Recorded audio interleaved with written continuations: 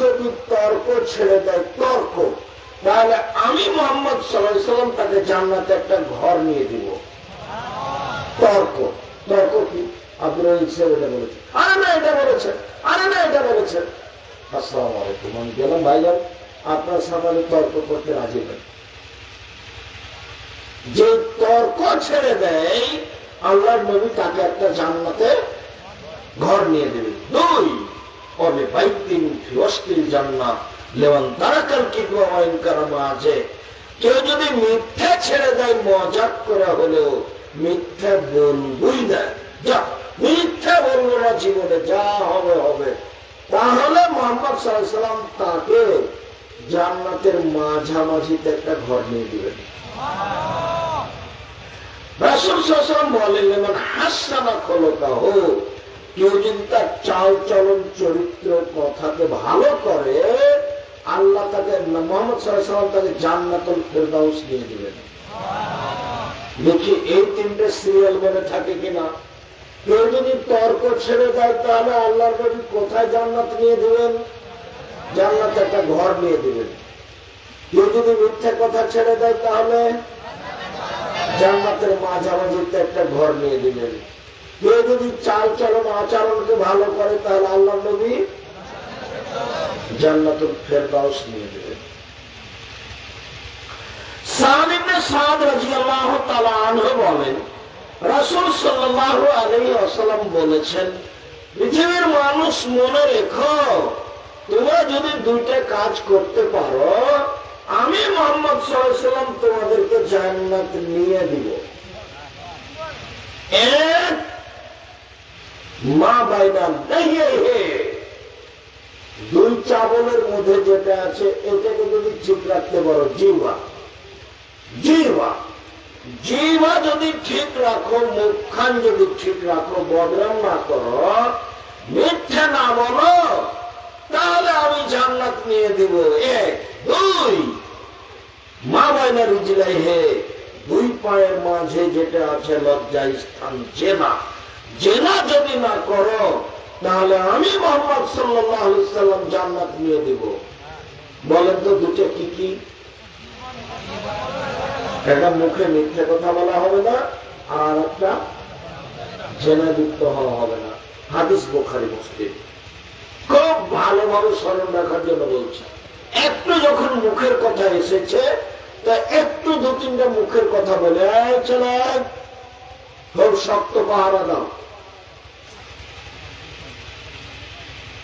আল্লাহ রাসূল একদিন বলছেন, সংসারকে বলতে পারো মানুষকে পিছন দিক থেকে ধাক্কা মারে জাহান্নামে নিক্ষেপ করে কি? সংসারী বলতে পারো মানুষকে পিছন দিক থেকে ধাক্কা মারে জাহান্নামে নিক্ষেপ করে কি? সংসারী বলতে পারো মানুষকে পিছন দিক থেকে ধাক্কা মারে জাহান্নামে নিক্ষেপ করে কি? এ কথা বলতে বলতেই পাখা ধরে শোনা হোক। আল্লাহ রাসূল জীবনটা ধরে নিয়েছেন, জীবন মানুষকে পিছন দিক থেকে ধাক্কা মারে জাহান্নামে নিক্ষেপ করে।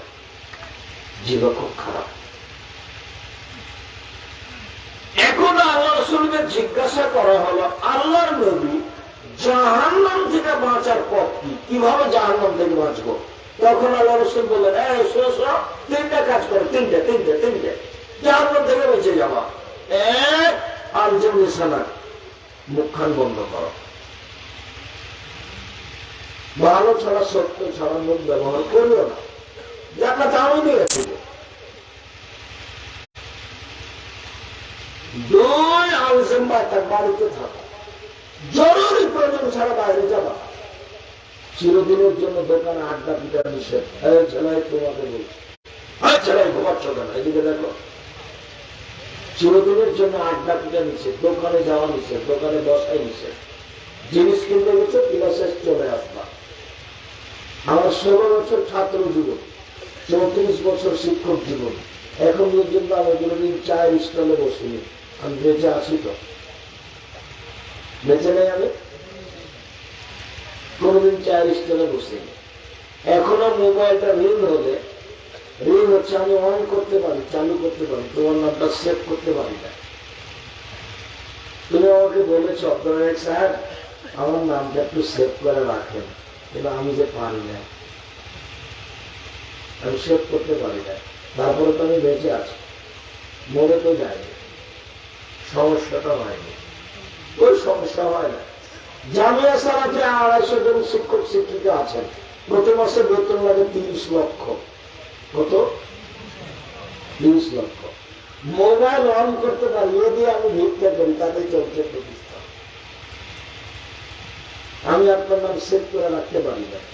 সকালবেলাতে আপনি 1 লক্ষ টাকা দিয়েছেন জামিয়া সালাতের জন্য, বিকাল বেলার কাজের সময় এসে আপনি আমাকে বলছেন আসসালামু আলাইকুম, আমি বলছি আপনি কে?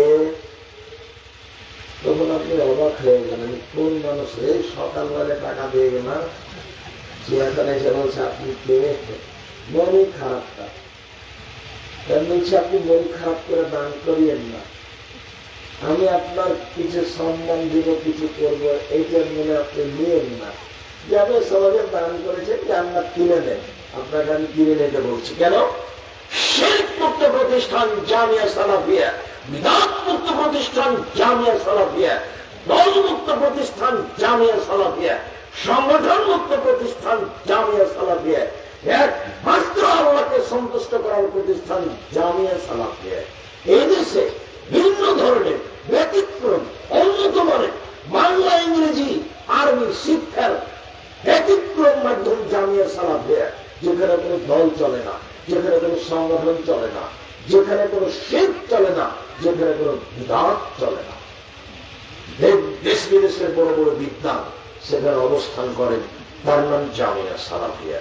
আলহামদুলিল্লাহ, আল্লাহর অশেষ রহমত। আমিও বুঝি না কিভাবে চলে, তবে চলছে। জামিয়া সালাফিয়া দাঙ্গিপাড়া কবরাচাই, জামিয়া সালাফিয়া রূপগঞ্জ নারায়ণগঞ্জ ঢাকা, জামিয়া সালাফিয়া তেঘরা বিরল দিনাজপুর, জামিয়া সালাফিয়া 6 নং বাবুগঞ্জ বরিশাল, এগুলি চলমান প্রতিষ্ঠান। সম্মানিত দিনী ভাই বোন, বলছিলাম কথা, বাঁচার 3টে পথ। 1 কথা বলেন তো কি? মুখ বন্ধ করা। 2 নম্বর, বাড়িতে থাকা, দোকানপাটে আড্ডা দিবেন না। জিনিস কিনতে গেছেন, দোকানে দাঁড়িয়ে থাকে, ল্যাংটা মেয়ে আসছে কিন্তু দোকানে দাঁড়িয়ে থাকে, চোখটা নিচু করে দাঁড়িয়ে থাকে,